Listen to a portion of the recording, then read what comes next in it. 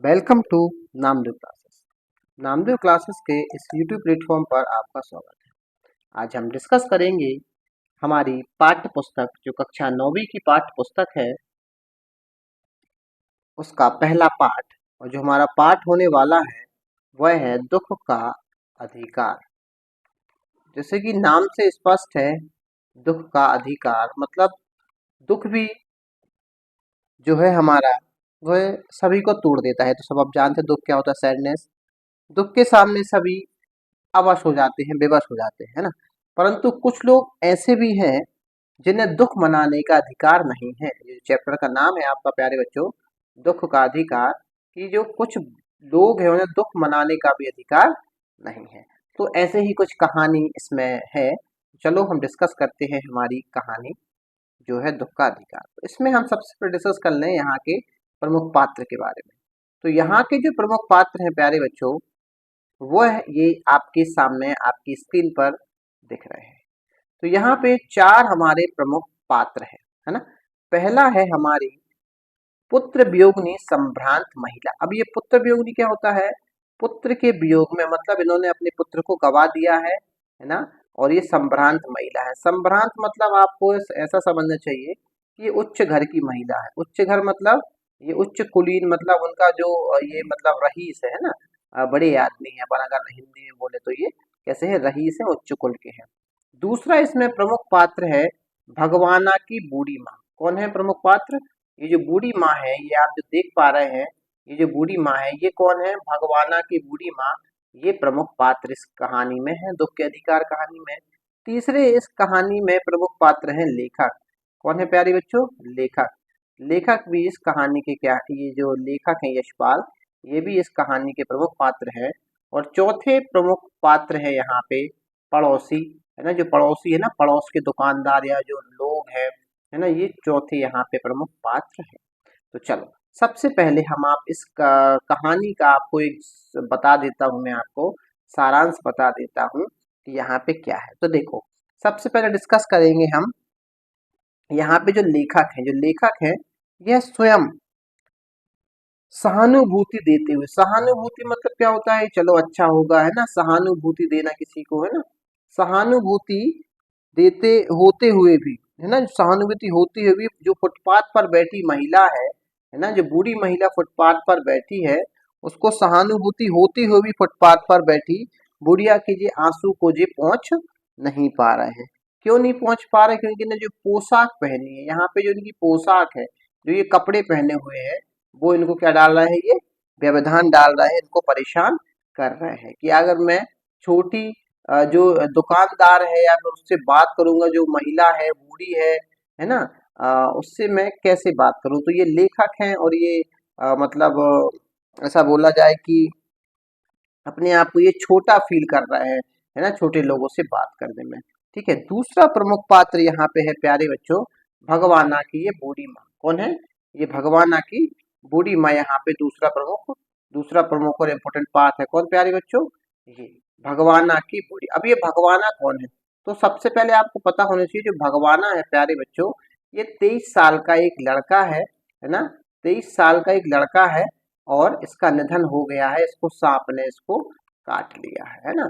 इसको सांप ने काट लिया है और इसका निधन हो गया है। और ये जो भगवाना, इसकी माँ कौन है? ये इसकी माँ है, इसकी मम्मी है। ठीक है। और जो और इसके जो इनकी जो बहू बच्चे हैं, मतलब इनकी जो मतलब जो भगवाना की वाइफ है ना, और भगवाना के बच्चे हैं की देखभाल करने के लिए ये बेबस हो गई है। कौन? ये इनकी बूढ़ी माँ। चौथे इस कहानी में और ये तीसरे इस कहानी में प्रमुख पात्र है ये पुत्र वियोगिनी संभ्रांत महिला। एक महिला है जो एक उच्च कुल की है, उच्च घर की है। इसका 2.5 महीने पहले, 2.5 महीने से है ना, टू ये 2.5 महीने से बोले तो 2.5 मंथ से ये पलंग से नहीं उठी है। क्यों नहीं उठी है भाई पलंग से? इसलिए नहीं उठी क्योंकि इनका भी पुत्र का निधन हो गया है ना। लेकिन इनके आजू बाजू डॉक्टर इनके सराहने पर बैठे रहते हैं और शहर भर के लोग उन्हें सहानुभूति देने आते हैं। बड़े बड़े लोग उन्हें सहानुभूति देने आते हैं। अब वही लेखक जो है हमारे, ये सहानुभूति नहीं दे पाते किसको? एक बूढ़ी माँ को, क्योंकि इनका वहां पे ईगो इनका आड़े आता है। तो ये 4 प्रमुख पात्र हैं जो आपको बहुत अच्छे से पता होने चाहिए इस कहानी में। चलो अब हम डिस्कस करते हैं अब इसका सारांश को। तो सबसे पहले चलो सारांश देख लेते हैं इस कहानी का। तो प्यारे बच्चों यहाँ पे देखो, इस कहानी में लेखक ने क्या बोला जा रहा है, इस कहानी में लेखक ने इस बात पर दुख व्यक्त किया है कि लोग गरीबों के दुख को नहीं समझते। वेरी इंपॉर्टेंट बात यही है कि इस कहानी में लेखक ने किस पे किया है कि जो लोग हैं, वो जो गरीब लोग हैं ना, गरीबों के दुख को नहीं समझते लोग, है ना। इस कहानी का मुख्य एजेंडा यही है। और दूसरी बात इस कहानी में बताई गई है, इस कहानी में अंधविश्वास, अमीरों के अमानवीय व्यवहार, अमीर मतलब जो रिच लोग होते हैं उनके अमानवीय व्यवहार, है ना। वो कैसा अमानवीय मतलब क्या होता है, जो मानव के विरुद्ध हो वैसा व्यवहार करते हैं, वैसा बिहेव करते हैं। और गरीबों की मजबूरी, मजबूरी मतलब क्या होता है प्यारे बच्चों, कंपल्सन। क्या होता है, कंपल्सन यहाँ पे होता है। ये गरीबों की मजबूरी के बारे में यहाँ पे बताया गया है। नेक्स्ट, बहुत से लोग तो ऐसे हैं जिन्हें दुख मनाने का भी अधिकार नहीं है। यदि हम बात करें प्यारे बच्चों तो बहुत से लोग यहाँ पे हमें ऐसे मिल जाएंगे जिन्हें दुख मनाने का भी यहाँ पे ना अधिकार नहीं है ना। जैसे इस कहानी में ही अगर हम बात करें इस कहानी में ही, तो इस कहानी में ही ऐसे बहुत से लोग हैं जिन्हें दुख मनाने का अधिकार, बहुत से लोग क्या, जैसे अब ये बूढ़ी माई को देख लो अपन, है ना। जैसे अगर अपन इस बूढ़ी माई को देख लें तो इस बूढ़ी माँ को दुख मनाने का अधिकार नहीं है। क्यों नहीं है भाई दुख मनाने का अधिकार, क्योंकि कोई भी इनकी व्यवस्था को नहीं समझ रहा। अब ये दुख कैसे मनाए, इनके घर में खाने को नहीं है, इनके घर में खाने को लाले पड़े हैं, तो इनको दुख कैसे मना सकती है ना। तो दुख मनाएंगे तो खाएंगी कैसे, वो बाकी बच्चों को खिलाएंगी कैसे, है ना। तो इन्हें दुख मनाने का भी अधिकार नहीं है। चलो अब देखो यहाँ पे हम बहुत अच्छे से समझने की कोशिश करते हैं इसको और अच्छे से सारांश को। तो ये जो बूढ़ी माँ है ना, जो कहानी में बूढ़ी माँ है, यहाँ पे इनका जो बेटा है वह तरबूज को लाने गया था, है ना। तो मतलब दुख का अधिकार कहानी में लेखक ने भगवान की माँ, भगवाना की माँ, ये जो बाप को दिख रही है ये भगवाना की माँ है। ये कौन है, ये भगवाना की माँ है। भगवाना की, ये यहाँ पे जो दिख रही है ये आपको भगवाना की माँ है। इनके माध्यम से दर्द भरी कहानी समाज में फैले अंधविश्वास, अमीरी गरीबी,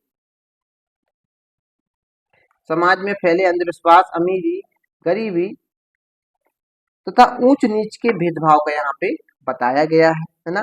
एक माँ ने अपने 23 वर्ष के युवा बेटे को सांप के काटने से, इस माँ ने अपने 23 वर्ष के बेटे को सांप के काटने से हमेशा के लिए खो दिया। अब कई इसने ओझा को बुलाया, कई लोगों को बुलाया, ओझा मतलब जो झाड़ फूक करते हैं उनको बुलाया और उससे कोई लाभ ना हुआ। और घर में एक बीमार बहू थी, मतलब उस जो 23 वर्षीय भगवाना की जो वाइफ थी वो बीमार थी और भूख से तड़पते उसके बच्चे थे। तो देखभाल करने के लिए रोती मजबूर माँ बाजार में, ये माँ बाजार में तरबूज खरीद बेचने के लिए आई, है ना। और पास के दुकानदार उससे सहानुभूति जताने के बजाय उसे गालियां देने लगे, बुरा भला कहने लगे कि घर में अभी मातम ही हुआ है और ये इसको शर्म नहीं आ रही, ये तरबूज बेचने आ गया। वो कैसे बताए कि उसके घर में खाने के लाले पड़े हुए हैं, है ना, उसके घर में खाने के लाले पड़े हुए हैं, है ना। आगे देखते हैं प्यारे बच्चों। अब मतलब उसके बेटे की मृत्यु की सूतक भी नहीं, सूतक दोष उन्हें भी लग जाएगा। जैसे ये जो आसपास लोग खड़े हैं वो कह रहे हैं अगर इसके बेचे हुए तरबूज ये खा लेंगे तो जो खरीदेंगे उनको सूतक लग जाएगा। सूतक मतलब क्या होता है, एक अंधविश्वास माना जाता है। आज भी ये चलता है कि जब कोई खत्म हो जाता है, कोई मर जाता है तो उनके घर में नहीं जाना 15 दिन तक, या फिर ऐसा है, ऐसा आज भी समाज में ये कुरीतियां आज भी हैं। तो अब ये देखो आगे, है ना। तो अब आगे देखो, अब ये उस पुत्र वियोगिनी को देखकर लेखक पड़ोस की उस संभ्रांत महिला की याद आ जाती है। अब लेखक एक और तो ये महिला है और एक और कौन सी महिला है, जो महिला पुत्र वियोग में संभ्रांत महिला, मतलब जो उच्च कुल की महिला है ना। तो दोनों को लेखक बताते हैं कि जो अपने पुत्र की मृत्यु की 2.5 महीने से बिस्तर में पड़ी हुई है, उसका भी बेटा खत्म हो गया, वो भी 2.5 महीने से बिस्तर में पड़ी हुई है। संभ्रांत होने के कारण, संभ्रांत मतलब क्या होता है प्यारे बच्चों, बहुत जिसके पास बहुत पैसा होता है, जो उच्च कुल में पैदा होता है।